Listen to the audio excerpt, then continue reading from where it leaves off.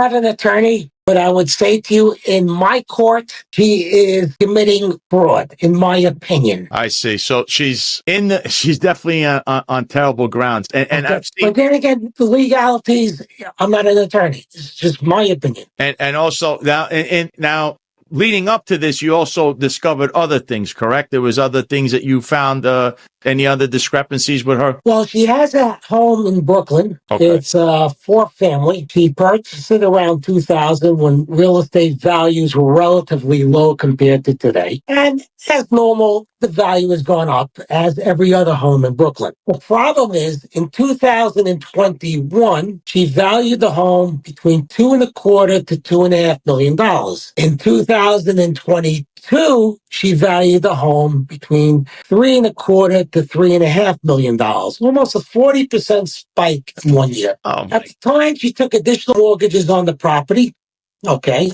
But here is where it gets interesting. During that period where she claims, again, her own financial assertions, that the value of the property rose approximately 40%, New York City valued her property by 7% lower during the same period. Now, New York City is like the mafia when it comes to collecting money. They don't leave no stone unturned. They'll dig up your grave and pull out the gold fillings out of your teeth from your corpse. That's the way they are. They don't give ice in the winter. So my point is that how can the property go up 40% in value while New York City is assessing it 7% lower than the previous year? Sam, you not only raise a good question, it also, I want to point out, as the Attorney General, she can't investigate herself because clearly this sounds like something that the state would have to look into.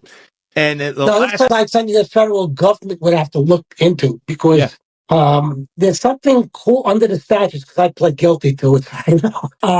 It's called mail and wire fraud, using the instrumentalities of interstate commerce to send a false statement. To send false statements, and in this case, it is within the realm of the federal government because this is on the internet. This is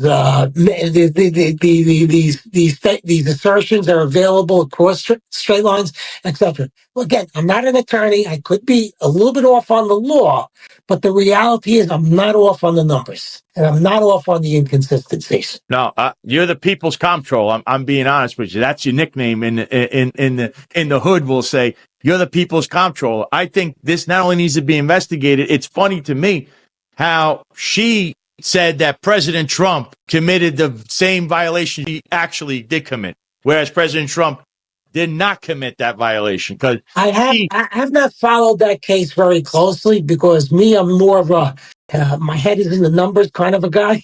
Yeah, but people have brought up that there are similarities, and I leave to you to opine on. No, I tell you, listen, you are God's gift to numbers, because without you, nobody would have found it. Everybody would have just continued on. And when Letitia James was I say she was in front of that courthouse acting crazy, and it's funny that you did put a post out.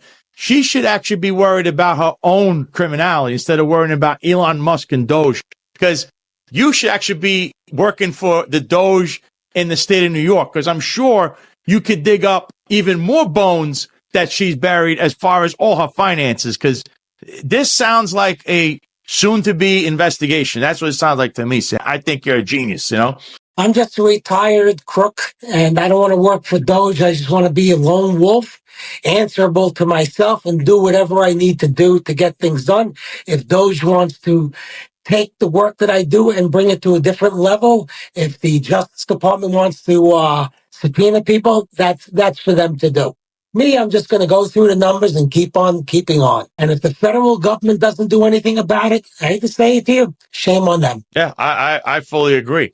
But before I let you leave, because I know you've been under the weather, you wear a dual hat because you were crunching crime statistics. You are a thorn in the side of one New York City Mayor Eric Adams, and he produced the whole police press. They're a bunch of lying. I don't want to say it on the air, but they're just a bunch of lying efforts, so to speak, when it comes to crime. They change metrics, they change comparisons, all to present themselves in a good light. But let me just say this to you. Despite all the assertions of Eric Adams and his crew, from Don Shell to who's that lady? Has Jessica Daughtry and Tish. yeah, Yeah, Jessica Tish. all of these clowns, okay? As of the end of 2024, violent crime in New York City is higher than every year since 2002 or three. Okay, it might be off by a year, but in this scheme, it doesn't matter. Now, what they have done is they like to compare crime in 2024 to 2022 when they were already in office, not to 2021 before they were in office. In other words, they're comparing their worst year to the current to 2024. 2022, 2024. Whereas if they compared crime to when he took office, violent crime is up. If they compare crime from before the pandemic, violent crime is up something like 30%.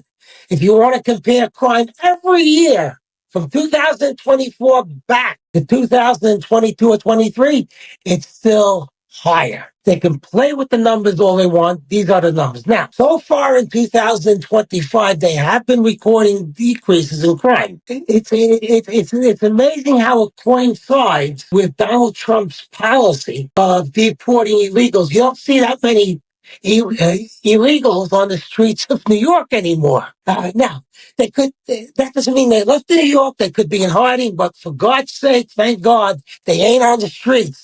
And crime is going down. Now you can say, well, Donald Trump took office on January 20th. Yeah, okay, fine. Okay. But people do what's called anticipatory behavior. They knew that what he was going to do once he assumed office. So a lot of the migrants, illegal migrants, took steps to keep a lower profile. And as a result, crime is down. Is it Eric Adams doing? Well, I don't know. It's not really Eric Adams doing. It's a function of federal policy, which I believe is keeping the crime down so far this year. But again, it's too early to point to a trend for 2025, because still, even if crime is down in 2025, it's still higher than before Adams took office, before the pandemic, and just about every year since 2002 or three. Yeah, and I like to point out that I think John Shell, who's the chief of department now, was the chief of patrol, and is admired in controversy himself. I think he actually responded to you on X because you pointed all of this out, and he got offended. But well, we get offended. I don't give a flying fuck. Excuse the language. But I just want to show you. I was brought up in Brooklyn. Okay, I live in Manhattan now, but I'm a New Yorker. What are they going to say? He's a felon? Okay, fine. Yeah, call me a felon. That's what I love about you, because they could do it, say whatever they want. You don't care. You're just going to tell it how it is, and you really don't care. But the thing is that you stand on facts and evidence, and they stand on conjecture with no substance. That is the key. That is the key, Sal. It's a situation whereby, they're supposed to be professionals. Let the chips fall where they may. Crime is up. This is what we're going to do to address it. Not crime is down, and then say we're trying to address it as if crime was up. People are sick and tired of the double talk. I live in New York my entire life. Okay, I see what goes on the streets. I see the shit on the subways. I see the deteriorating quality of life. I see stuff that doesn't count reportable crime, but should. People threatening people on the subways. People, making bigoted remarks. All kinds of crap. But, these people, they're doing a disservice to the public. That's what they're doing. I agree. It's a shame.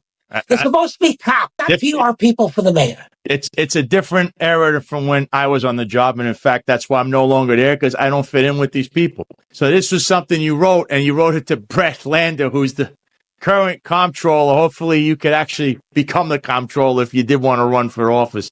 And you wrote to him, you said, "Hey, Brett Lander, you are so nauseating that you trail New York City Mayor Eric Adams in the polls. Your crime-enabling, cop-hating policies have brought death and misery." You just watched the clip from the Sal Greco Show. If you want to watch the full episode, click the link below. And while you're at it, please hit the like, share, subscribe button. And don't forget to click the notification button also.